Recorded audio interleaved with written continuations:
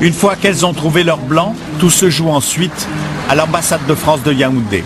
Lorsque les Français viennent rejoindre leurs partenaires sur place, c'est le passage obligé, une étape souvent semée d'embûches. Pour se marier, donc pour que le maire d'une des communes de Yaoundé ou de Douala vous donne son accord, il faut avoir un sésame qui s'appelle le certificat de capacité qui est délivré par le consulat de France. Et ce sésame, parfois, c'est un chemin de croix. C'est comme ça que chaque jour, devant l'ambassade, on assiste au même rituel. Une dizaine de Français, accompagnés de leurs fiancées camerounaises, font le pied de grue pour obtenir le sésame. Oui. C'est le cas de Gilles. Il a rejoint sa fiancée Anna à Yaoundé il y a tout juste une semaine. Moi j'attends pour signer, pour rentrer. On vient tous les jours attendre pour avoir notre capacité de mariage, de 3h du matin jusqu'à 3, 4, 5h du soir, et on repart tous les jours pareil, depuis une semaine. Ça bouge pas. On est toujours au même point. Et vous c'est pareil? C'est la même chose, depuis l'année dernière. Mais ouais. Vous avez vos fiancés, vous les avez connus comment? Sur Internet. Sur Internet? Ouais, moi pareil, sur Internet. Vous avez beaucoup échangé? Pendant un an, on a discuté tous les jours. Des fois des petites lettres, des fois de très très grandes lettres, ça dépendait. Et vous avez hâte de la ramener avec vous? Ben oui, ben j'espère, au moins la montrer à ma famille, quoi. Tout le monde attend. Et ben, bon, moi je veux bien, mais j'attends encore plus de vous. Et vous avez hâte de revenir en France, madame? De venir en France? On te parle, là. On ne répondra pas parce qu'elle a peur. Oui, regardez, ils ont tous peur. Ils ont peur d'avoir des représailles du consulat qui refusent les dossiers, qui les jettent, quoi. Donc, ils parlent pas. On sait que l'ambassade se méfie des mariages de complaisance. Les autorités consulaires freineraient des 4 fers pour autoriser les unions franco-camerounaises, notamment lorsque les époux se sont rencontrés sur Internet. Le doute vient parfois d'un faisceau d'indices où on se dit, c'est très curieux, ces gens-là n'ont pas l'air de se connaître, qu'est-ce qui se passe? Est-ce qu'il n'y a pas quelque chose d'anormal? Alors le fait que les gens ne se connaissent pas, et que par-dessus le marché, ils se sont rencontrés 3 jours avant sur Internet, alors là, effectivement, on peut peut-être quand même se poser des questions. C'est pour ça que les 2 époux, souvent séparément, se présentent devant le consul ou un de ses adjoints pour avoir un entretien. C'est ce que nous appelons une audition. On vous pose des questions, pourquoi voulez-vous épouser des nègres? Est-ce qu'on n'a pas le droit d'épouser des Africaines? Vous la connaissez depuis combien de temps? Vous l'avez connue sur Internet? Est-ce que c'est pas une histoire de mariage blanc? Est-ce que c'est pas une histoire de ceci? Est-ce que c'est pas une... Non, on pose pas ce genre de questions. Quelqu'un qui veut se marier, c'est parce qu'il aime la personne. Je me marie avec qui je veux, c'est pas, ils ont rien à me dire. Hein. C'est pas eux à choisir quand même avec qui je dois vivre. Nous ne sommes pas méfiants, mais il faut qu'ils comprennent, ce qu'ils devraient d'ailleurs savoir, c'est qu'un mariage, c'est une opération un tout petit peu plus importante que de mettre une lettre à la poste. Et que, effectivement, imaginez qu'on va pouvoir se marier et revenir en une semaine, tout compris, sans même avoir jamais rencontré la personne avec qui on a l'intention de se marier, s'ils croient ça, effectivement, ils se trompent. C'est une évidence qu'ils ne veulent pas accorder à tout le monde le droit d'entrer sur le sol français.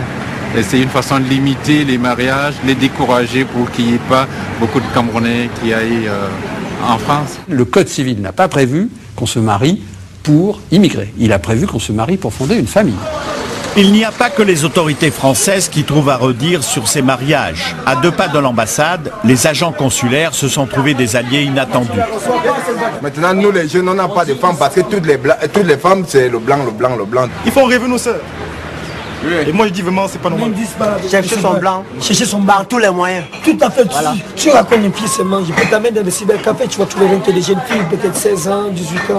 Elle est prête à faire tout pour avoir son blanc. Pour avoir son blanc. Oui. Le blanc au Cameroun est synonyme d'espoir. L'espoir, pourquoi? L'espoir parce que on sait qu'il va venir changer beaucoup de choses. On sait que le blanc, excusez-moi du terme du blanc, l'Européen est là pour changer la vie d'une famille. Il est là pour aider toute une communauté. Vous savez la pauvreté que nous vivons ici? Le blanc, c'est l'espoir. L'Europe, c'est la terre promise.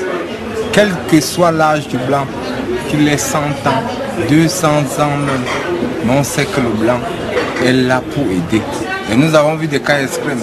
J'ai vu un homme de 90 ans qui ne peut pas marcher, mais qui avait une fille de 16 ans. On se demande s'il y a amour. Les Miss, les belles filles camerounaises. Moi je vous ai dit l'autre jour. Qui vont avec les vieux, les Mongols. À la mairie de Yaoundé, où l'on célèbre chaque semaine des dizaines de mariages franco-camerounais, certaines unions font froid dans le dos. Pas le même problème qu'hier, j'espère. Je pense pas. J'ai vu même des expatriés vraiment pas des hommes frais, quoi, des gens qui ont la bave, qui bavent, pas valides du tout. Eh bien, je demandé d'embrasser, elles ont embrassé. Et plusieurs fois pendant la cérémonie. Je ne peux pas vous mentir qu'il y a des moments où j'ai eu des frissons, des frissons. Des frissons pourquoi?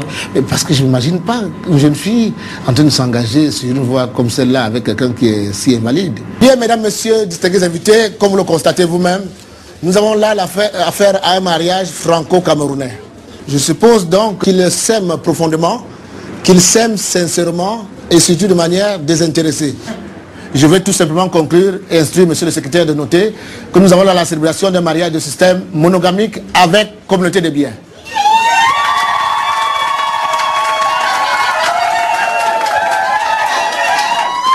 Comme vous le constatez vous-même, les choses ont l'air de se passer un peu comme sur des roulettes, n'est-ce pas? Eh bien, je vais une fois de plus demander aux futurs époux de se mettre maintenant l'un face à l'autre pour que nous passions à la vitesse supérieure.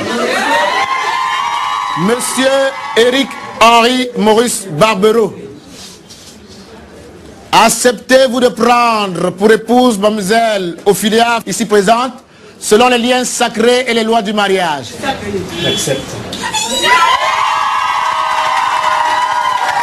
Mademoiselle Ophilia, acceptez-vous de prendre pour époux monsieur Éric Henri Maurice Barbereau, ici présent, selon les liens sacrés et les lois du mariage? Oui, j'accepte. Je vous déclare unis par les liens du mariage. Embrassez-vous, s'il vous plaît.